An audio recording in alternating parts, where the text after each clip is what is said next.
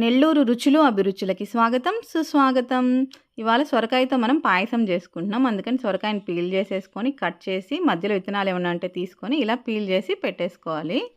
ఇప్పుడు ఒక బాండలు తీసేసుకొని బాండల్లో ఒక గంటి నెయ్యి వేసుకుంటున్నాను.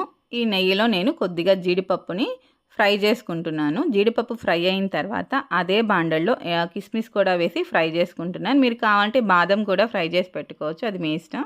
ఇవి ఫ్రై అయిన తర్వాత ఒక పావు కప్పు సేమియాని అదే బాండల్లో తీసుకొని చక్కగా కలర్ మారే వరకు ఫ్రై చేసి పెట్టుకోవాలి. ఈ ఫ్రై అయిన సేమియాని కూడా తీసి పక్కన పెట్టేసుకొని మనం ముందుగా తురిమి పెట్టుకునే సొరకాయ ఉంది కదా, సొరకాయని కూడా అదే బాండల్లో వేసుకొని వాటర్ పూర్తిగా ఎవాపరేట్ అయ్యే వరకు ఫ్రై చేసుకోవాలి.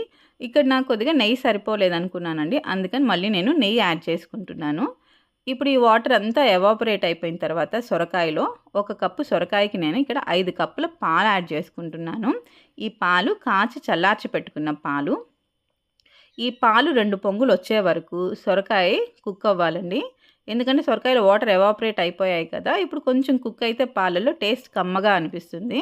ఒక 2 పొంగులు వచ్చిన తర్వాత దానిలో మనం ముందుగా ఫ్రై చేసి పెట్టుకున్న సేమియా ఉంది కదా, ఆ సేమియాని కూడా వేసి కుక్ అవ్వనివ్వాలి.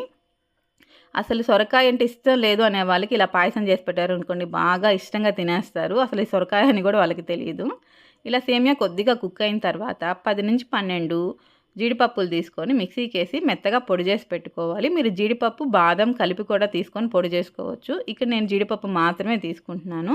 ఈ సేమియా కొద్దిగా కుక్ అయిన తర్వాత, అంటే మన చేతిలోకి తీసుకొని సేమియాని అట్లా పట్టుకుంటే రెండుగా కట్ అవ్వాలి. కట్ అయిన తర్వాత ఈ జీడిపప్పు పౌడర్ వేసుకుంటున్నాను అండి. ఈ జీడిపప్పు పౌడర్ వేసుకొని బాగా కలిసేలాగా కలిపెట్టుకోవాలి. ఆ తర్వాత కొద్దిగా కలర్ యాడ్ చేస్తున్నానండి.